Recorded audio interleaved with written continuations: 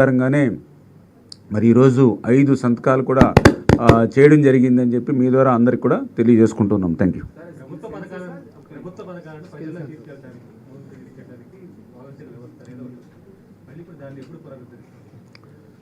అంటే పునరుద్ధరించడానికి ఇంకా వాలంటరీ వ్యవస్థ అనేది రద్దు కాల. అంటే తాత్కాలికంగా ఎలక్షన్ కమిషన్ ఎన్నికల వేళ వాళ్ళని 2 నెలలు విధులకి దూరంగా ఉండమని చెప్పడం జరిగింది. అంచేత అది రద్దు అవుతే మీరు చెప్పినట్లుగా పునరుద్ధరించడం మాట వస్తుంది. అంచేత వాళ్ళు కంటిన్యూషన్లో ఉన్నారు. అయితే కొంతమంది ఈ వైఎస్ఆర్సీపీ ఒత్తిళ్ళకి లొంగి వాళ్ళ ప్రెజర్ తోటి కొంతమంది రాజీనామాలు కూడా చేసినటువంటి పరిస్థితి కూడా మా దృష్టికి వస్తూ ఉంది. అయితే ఇవన్నీ కూడా మేము మళ్ళీ రివ్యూ చేసుకుని డిపార్ట్మెంట్ పరంగా కూడా రివ్యూ చేసుకుని అసలు ఎంతమంది ఉన్నారు, ఎంతమంది రాజీనామాలు చేశారు, ఎవరు ఎట్లా ఉన్నారు ఏంటనేది కూడా మళ్ళీ డిపార్ట్మెంట్ పరంగా రివ్యూ కూడా చేసుకుని అయితే మేము మాత్రం ఆ రోజు ఒక మాట ఇచ్చాము, వ్యవస్థను కొనసాగిస్తాము, అదేవిధంగా ఇంటింటికి పింఛన్లు అందజేస్తామని చెప్పాం. అంచేత దాని ప్రకారంగానే మళ్ళీ మేము రివ్యూ చేసుకుని ఎక్కడైనా అటువంటి రాజీనామాలు చేసిన కానీ ఇతరత్ర ఏవైతే ఉన్నాయో దాన్ని ఎట్లా ఫుల్ఫిల్ చేయాలి, ఎట్లా దీన్ని ఇంకా బలంగా అంటే ఎందుకంటే ఏదో ఆ రోజు వైఎస్ఆర్సీపీ ఏంటంటే తన సొంతంగా ఉపయోగించుకున్నాడు, ఏదో జగనన్న సైన్యం అట్లా కాదు. ఎందుకంటే ఒక వ్యవస్థ ఏర్పడిన అది ప్రభుత్వానికి సంబంధించింది. ఆ రోజు 5,000 రూపాయలు జీతం తీసుకుంటూ ఉన్నారని అంటే అది మన అందరం కూడా మరి పన్నుల ద్వారా కట్టినటువంటిది. ఇప్పుడు ఎన్టీ రామారావు గారు మండల వ్యవస్థను తీసుకొచ్చాడు. అంచేత మండల వ్యవస్థ ఎన్టీ రామారావు గారు తీసుకొచ్చారు కాబట్టి మండలంలో ఉన్నటువంటి అధికారులందరూ కూడా తెలుగుదేశం పార్టీకే పనిచేయాలి ఫ్యూచర్లో కూడా అనేటువంటి తప్పు.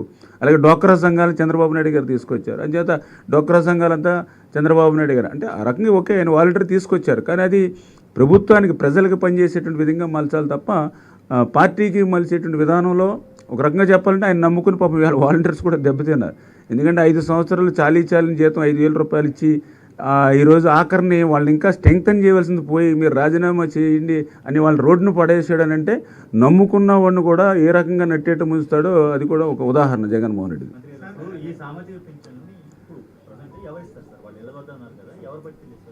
ఏదైతే గతంలో ఏదైతే వ్యవస్థ నడిచిందో, ఏదైతే సచివాలయ సిబ్బంది వాలంటీర్స్ ఏదైతే ఉన్నారో వాళ్ళ ద్వారానే పనిచేయడానికి మనం ప్రయత్నం చేస్తాం. అంటే మేము చెప్పాం కదా ఒకసారి రివ్యూస్ ఇంకా దాని మీద మనం చేసుకోవాల్సిన అవసరం ఉంది. ఎందుకంటే నిన్ననే మనం ప్రమాణ స్వీకారం చేయడం జరిగింది.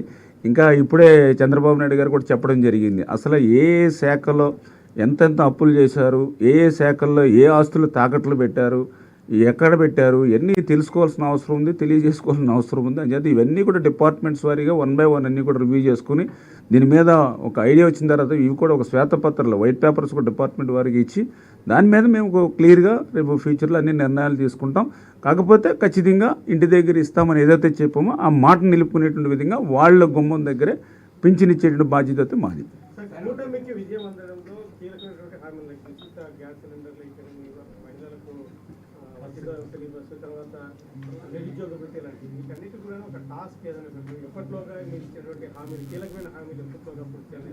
ఖచ్చితంగా ఇప్పుడు మనకి ఒక రోడ్ మ్యాప్